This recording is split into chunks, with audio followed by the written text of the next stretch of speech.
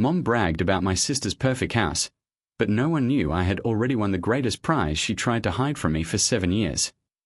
I hadn't been home in 7 years. 7 long years of silence, of avoiding the streets I once walked 100 times, of pretending I didn't care. But now, as I drove into my old town, I realized how much I had missed, even if I didn't want to admit it. The road leading into town was lined with tall oak trees, their leaves turning golden red with the autumn chill. Each gust of wind sent a shower of dry leaves swirling across the asphalt. The smell of wet earth mixed with smoke from distant chimneys reminded me of childhood winters. I gripped the steering wheel tighter, my knuckles turning white. Everything looked the same, yet somehow smaller, quieter, like the town itself had been waiting for me but had grown up without me. I parked the car near the edge of the town square, where the weekly farmers' market was already in full swing. Stalls lined the cobblestone streets, the scent of fresh bread and apples mixing with the crisp air. People I barely recognized waved at me from a distance, faces older, hair grayer, some thicker around the waist, others thinner. I kept my eyes straight ahead, pretending I didn't notice. And then I saw her. Lena. My Lena. She was standing at the edge of the market, behind a small wooden stand covered with neatly stacked red apples. The sunlight caught her hair, tied back in a loose braid, and highlighted the soft curve of her jaw. Her hands moved deftly, arranging the fruit, but her eyes, those eyes, saw me before I even took a step forward. Arslan. Her voice was soft, uncertain, almost like she wasn't sure if she wanted to say my name or swallow it. My heart jumped in my chest. My chest tightened as if someone had tied a rope around it. Lena, I managed, my voice low, calm, though inside I felt a storm. We stood there for a long moment, just staring at each other. The world seemed to shrink around us, the chatter of the market, the clanging of the bell from the church down the street, even the scent of apples, everything faded except her. I remembered the nights we had walked these streets together, laughing and talking about dreams too big for this little town. I remembered the fights that had burned too hot, the promises we had made and broken, the day I walked away without a word. Her eyes flickered, searching my face as if she was trying to find the boy she once knew beneath the man I had become. I could see the hurt, the confusion, and the longing all at once. She hadn't changed much, really. Her face was still delicate, her smile still the same, but there was a weight there now, a heaviness I had never noticed before. I stepped closer, but not too close. I didn't want to overwhelm her, didn't want her to run away like she might have when I left all those years ago. You look good, I said awkwardly. She smiled faintly, but it didn't reach her eyes. Thanks. You look different. Different good or different bad? I asked, trying to keep my tone light. She hesitated. Different. Grown up. More serious. I looked away for a moment, scanning the market, pretending I wasn't studying her too closely. The red apples on her stand were polished and perfect, the corners of the wooden stall worn from years of use.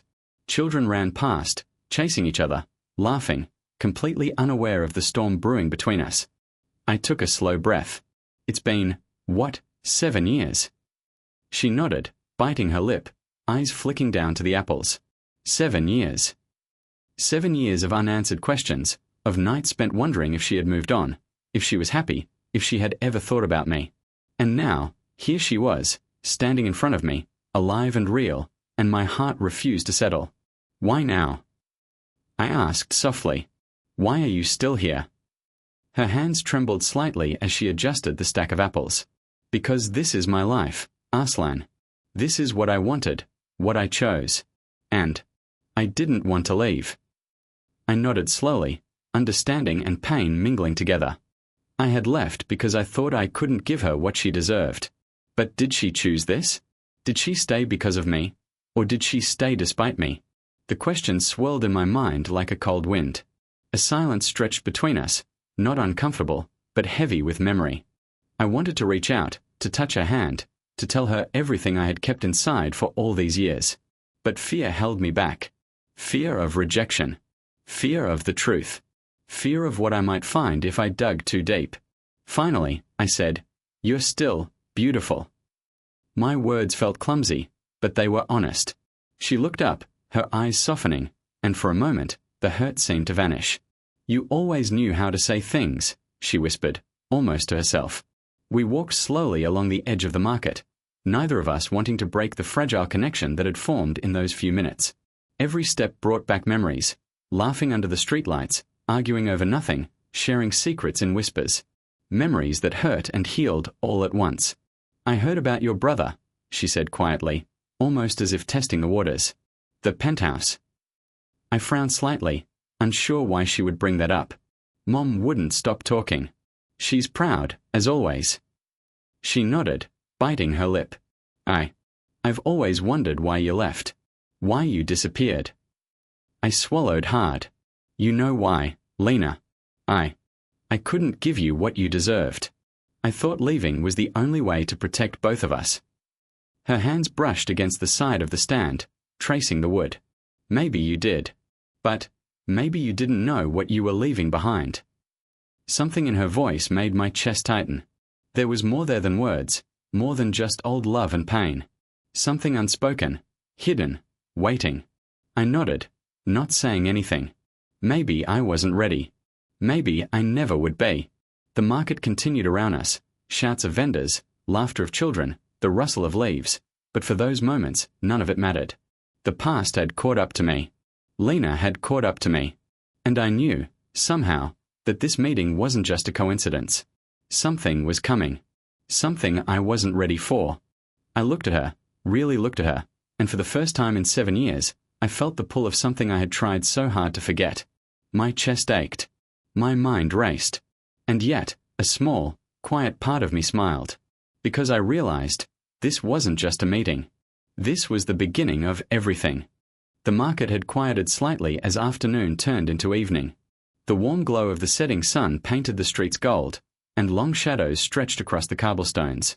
Lena and I walked slowly, side by side, neither of us breaking the fragile silence that had grown between us in these first minutes. "I heard about your brother," she said finally, her voice small, almost hesitant. She didn't look at me, keeping her gaze on the leaves swirling around her feet. "The penthouse. Mom said it's perfect." I nodded, feeling a faint sting in my chest. Mom wouldn't stop talking. "She's proud, as always." My words sounded flat even to me. I forced a small, controlled smile, one that didn't reach my eyes. She stopped walking for a moment and turned to me. Her expression was guarded. "And you? How's your life, after all these years?" I shrugged lightly, though my stomach twisted. "It's been fine. Busy. You know. Things happened." "Things happened," she repeated softly, a shadow of hurt crossing her face. "Is that what you call it?" Her words, though gentle, cut deeper than I expected. I wanted to tell her everything, the loneliness, the nights I spent wondering if she was okay, the emptiness I carried when I left, but the truth felt like a sharp blade poised above my tongue. I swallowed hard. "Lena," I said quietly, trying to steady myself, "I left because I thought it was the only way to protect both of us." Her hands tightened around the edge of the wooden stall as she adjusted the apples. She didn't look up. "Protect us," she whispered. "Or protect yourself." Her question hit me harder than I imagined. I wanted to defend myself, to explain that my leaving wasn't about cowardice but about love. Yet something in her tone made me pause. There was pain there, yes, but also something else, something she wasn't saying. The wind blew, scattering a few leaves at our feet, and I watched them tumble across the cobblestones. I thought about the nights I had dreamed of this moment, imagining confrontation, reconciliation, maybe even forgiveness. But now that it had come, the air between us felt fragile, loaded with unsaid words, unshed tears, and hidden truths. "I never stopped thinking about you," she said finally, her voice barely above a whisper. She glanced at me, her eyes flickering with a mix of hope and fear. "Even after everything." I didn't know what to say. Her words were a mirror to the feelings I had buried deep inside myself. 7 years of longing, of wondering if she remembered me the same way, came rushing back. I felt my throat tighten, my chest ache. "I thought about you too," I admitted softly, surprising even myself. "Every day. But I couldn't stay. I couldn't give you what you deserved." She looked down, brushing her braid over her shoulder, avoiding my gaze. Maybe you didn't know what you were leaving behind," she said, almost to herself.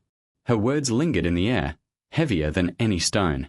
Something in her tone suggested she was hiding more than just feelings, something significant, something she feared to reveal. I felt it instinctively, the same way I had felt it years ago before everything fell apart. We walked again, slowly, our footsteps echoing softly on the cobblestones. I studied her without trying to. The lines of her face were sharper than I remembered, but there was still a softness in her eyes, a warmth I hadn't dared hope to see again. And yet, something was off. She flinched slightly whenever I mentioned family, hesitated when the topic of her own life came up, and her hands never rested easily. I remembered the day I left. The argument that had turned into shouting, the doors slamming, the feeling of her disappointment pressing down on me like a weight. I remembered the moment I realized that leaving had been the only way I could survive without breaking completely. But now, standing here with her, I wondered what she had survived in my absence. "You changed," she said after a long pause, almost casually. "Not just older. You look stronger, more controlled. But there's something in your eyes, Arslan. Something that didn't leave." I met her gaze and saw the reflection of my own past in her eyes, the love, the hurt, the betrayal. My stomach tightened. I wanted to tell her that I had never forgotten, that every choice I had made had been for both of us. But her words, her tone, made me hesitate. I sensed a wall around her heart, built carefully over these years, and I had to be careful. "Life changes people," she continued quietly. "Sometimes it makes you better, sometimes worse." She smiled faintly, but it didn't reach her eyes. I nodded slowly, sensing the weight behind her words. They weren't just about her life. They weren't just about me. There was something buried beneath them, something she had never shared. I wanted to ask, to pry, but I knew that asking now might break the fragile bridge we were walking across. The sun dipped lower, and the shadows grew longer. The market vendors were packing up, calling out their last deals to the lingering customers. The smell of baked bread and roasted vegetables hung in the air, comforting and mundane, but my mind wasn't on the market, it was on her. On the memories. On the feeling that something had been left unspoken all these years. "You remember that summer, the one before I left?" she asked suddenly, her voice tentative. I froze for a moment. Of course I remembered. Every detail of that summer was etched into my mind. The evenings by the river, the way her laughter echoed through the town, the nights we stayed up under the stars. "Yes," I said quietly. "I remember." "I never," she trailed off, biting her lip. She looked away, focusing on the horizon. "I never told you everything." Her words sent a shiver down my spine. There it was. The hint I had sensed from the moment we met. Something was being hidden. Something that explained the weight in her eyes, the hesitation in her voice. I wanted to demand the truth, to force her to speak, but I held back. I wanted it to come naturally. I wanted her to trust me enough to reveal it herself. And in that moment, I realized that whatever it was, it had shaped the woman she had become, the choices she had made, the life she had built, the way she had survived all these years without me. We stopped again at the edge of the town, where the street opened to the old bridge overlooking the river. The water reflected the deepening orange sky, calm and silent, hiding the currents below. She leaned on the railing, staring at the water, her hands gripping the wood tightly. "I changed," she said finally, her voice soft, almost fragile. "But some things never go away. Do you know what I mean?" I nodded slowly, feeling the truth of her words settle in my chest. Yes, I knew. I had felt the same thing every day since I left. The emptiness, the longing, the regret that never truly faded. And then I realized something. This wasn't just a reunion. This wasn't just a conversation about the past. Something was coming. Something she hadn't told me yet. Something hidden, waiting to be revealed. I took a slow breath, letting the air fill my lungs, steadying myself. Whatever it was, I would face it.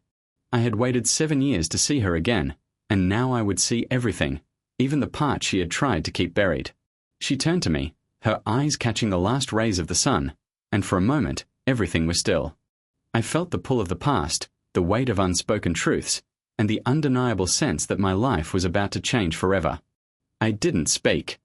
I waited. And in the quiet, I knew that soon, the secret she had carried all these years would come to light. The family gathering was in full swing. The house was warm, alive with chatter, laughter, and the occasional clink of cutlery against plates.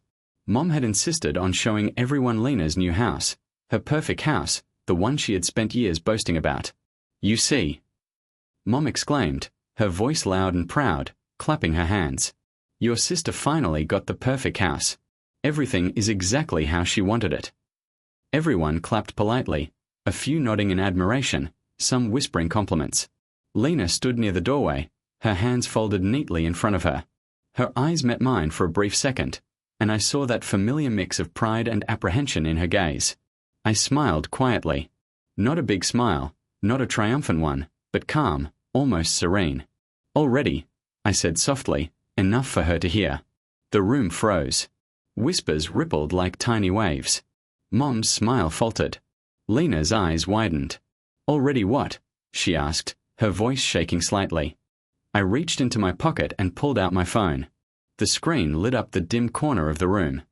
I handed it to her without a word. On the screen was a photo, a small boy, no older than 7, standing in front of a school building. He had my eyes, sharp, clear, unmistakable. He grinned widely at the camera, holding a small backpack that looked almost too big for him. Her breath caught. His. I nodded slowly, letting the moment stretch. "Yes, he's 7. My voice was quiet, controlled, but inside I felt the surge of years of anger, longing, and heartbreak. "Your son. My son." The room went utterly silent. Even the ticking of the old wall clock seemed louder than the voices around us. Mom's face turned pale, lips pressed tight together. She opened her mouth to speak, but no sound came out. Lena's hand trembled as she reached toward the phone. Her eyes filled with tears, but she didn't look at me. She looked away, trying to process what she had just seen. I didn't," she whispered, voice breaking. I took a slow step closer, my eyes fixed on her. "You didn't what, Lena?" "Hide him. Lie. Pretend he didn't exist." My voice was calm, but every word carried the weight of 7 years of pain and unanswered questions. Her shoulders shook. I didn't know. I didn't know how to tell you. I thought you'd never forgive me. I thought if I told you, you'd leave again." I remembered the night I left. The anger, the hurt, the feeling of being betrayed, not by her, but by the circumstances that had forced us apart. And now, I realized the true depth of what had been kept from me. The child I could have raised, the life we could have had, all gone, hidden behind silence. "You hid him," I said softly, not as a question but as a statement. 7 years. 7 years you kept him from me." Tears streamed down her face. I was scared. Scared of losing you again. Scared of everything. I didn't answer immediately. I let her words sink in. Let the room hold its breath as the truth settled over everyone like a heavy fog. I felt a strange calm. This wasn't revenge in the way most people imagined. I wasn't going to yell or throw things or storm out. No. This was a quiet, undeniable shift of power, the kind that came from truth, from exposing the lies, from taking control of a situation that had been stolen from me. I turned to the small boy on the phone screen again, imagining him running down the school hallway, his laughter echoing through the halls, unaware of the drama unfolding in the adults' lives. My chest tightened with a mix of love, guilt, and determination. This was my son. My responsibility.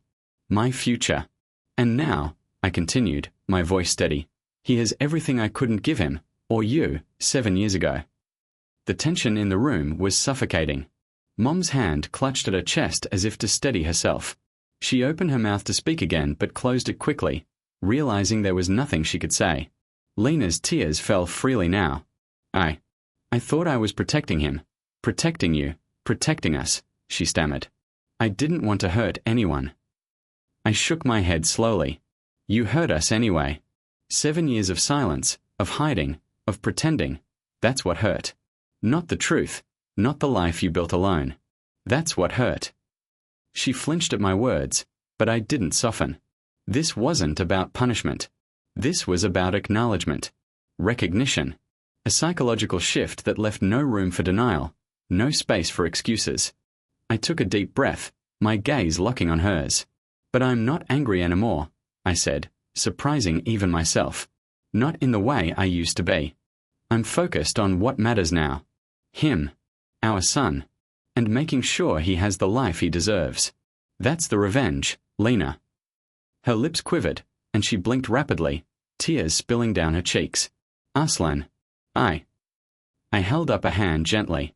Don't speak. You hid him. You lied. You tried to protect everyone, but the truth was mine to see. And now, it is. The room was silent except for the quiet sobs of Lena and the faint ticking of the clock. The weight of years, of secrets, of what could have been, hung thick in the air. And in that silence, the shift was complete. I glanced around the room. Family members whispered to each other, wide-eyed, processing the revelation. Mom's pride had turned to shock, then guilt. Everyone had witnessed the truth, the quiet, undeniable, irreversible truth. Then I stepped toward the doorway, holding my phone with the picture of my son. I imagined the life ahead, school mornings, laughter, bedtime stories, first steps, first words. I imagined the joy and the responsibility. I imagined building a future without lies, without hidden truths, without pain. I turned back to Lena, who was still trembling, still unable to meet my eyes. I felt no hatred, only a profound clarity. 7 years of lies end here, I said softly. And now, the future begins with honesty. With him. With us, on his terms. Her voice came out in a whisper, broken, pleading. Arslan, please, don't leave me like before. I didn't answer. I didn't need to. I had said enough. I had shown enough. The revenge wasn't cruel or violent. It was quiet. It was the power of truth, the undeniable revelation that left the liars and the hidden in silence.